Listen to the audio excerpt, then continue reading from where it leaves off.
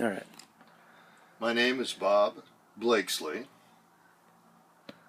And you drive a bus for Bellingham School District. And yes, that's correct. I drive a bus for Bellingham School District. All right.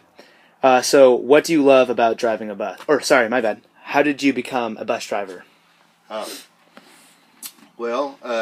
I've been in transportation most of my life, and I started out working dairy trucks, and went into over the road and did that for about 17 years. So driving is kind of in my blood. It was in my family. My dad liked racing cars, master mechanic, and I was involved in driving before I was supposed to be. And so I just, driving is something I like to do. All right. And, it's not for everybody. You have to be in a place where you're comfortable and easy to be entertained, actually, if you're doing long trips, many hours a day. So I kind of fit that, that description a little bit, that profile. Awesome. Sounds good. What do you love about driving a bus? Well, what I love about driving the bus is the human element. I used to haul hazardous materials around the country, and I owned my own truck.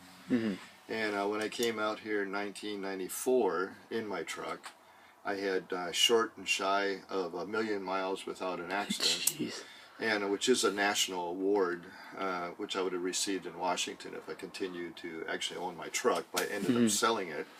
And at that time, driving was my life. That was my profession. That's what I do well, and I take it very seriously because the stuff I used to haul would have taken out a lot of people if I would have drove it off the road or tipped it over or been in the wrong environment at the wrong time. Yeah. So they paid me well. And so I enjoyed it. So hazardous material is just like people, hauling people around. It's actually in the driving term, people are considered precious cargo. So I started doing that in the private sector with motor coaches, working with a charter division, and ended up with the school district. So I don't know if that answered the question. Well, I mean, that's fine. Okay. All right. Are there any things that you dislike or about driving a bus or a truck or anything? The funny thing about dislikes, I guess I should say that I've been in that part of my life where dislike and discordant are very similar words, and I'm more focused on harmonics now and being in touch and that part of the picture. So when I think about something that I dislike, that's not really my focus. Yeah. And we all have things in our life that we have dislikes. Yeah. But whatever you do for a profession, enjoy what you do, and start with that attitude. And so the thing about dislikes won't even be a question.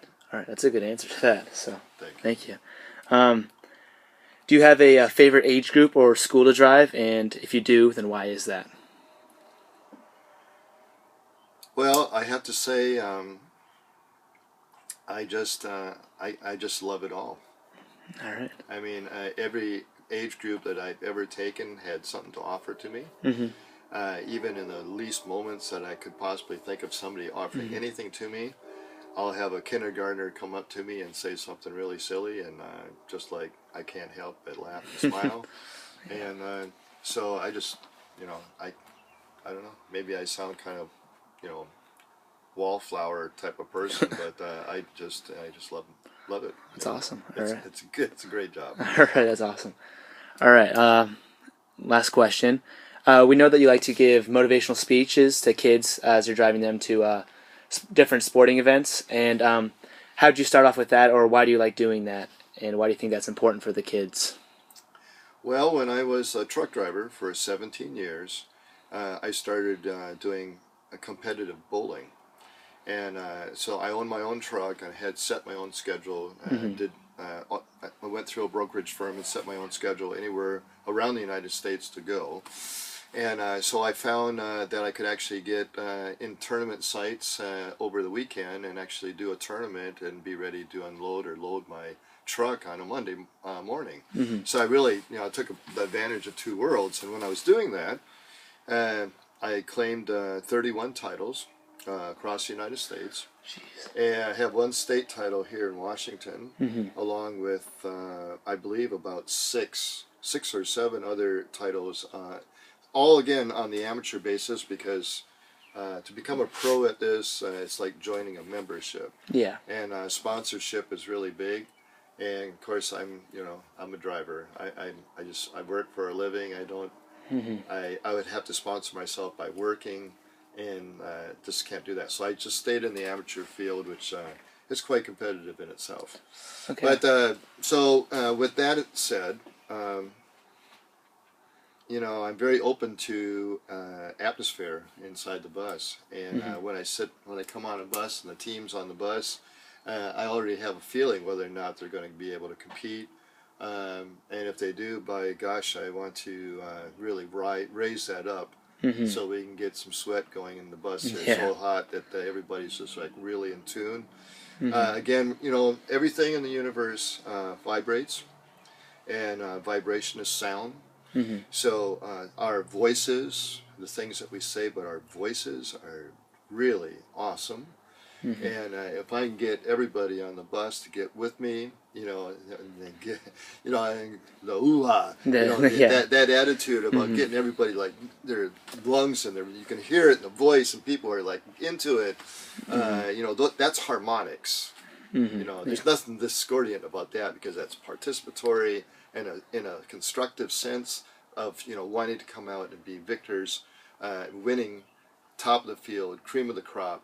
That's harmonics. Yeah. And again, that's fitting in where I'm at in my life as I'm getting older. I'm working with that peace of mind, and so the three things that make that work is gratitude, love, and joy.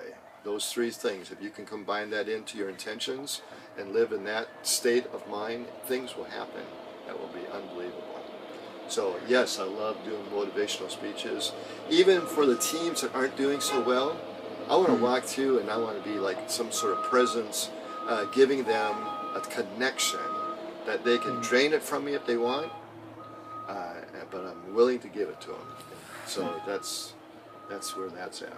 Awesome. That's an awesome answer. All right. Just before we're done with this, do you have anything you'd want to say to any of the kids in the Bellingham School District?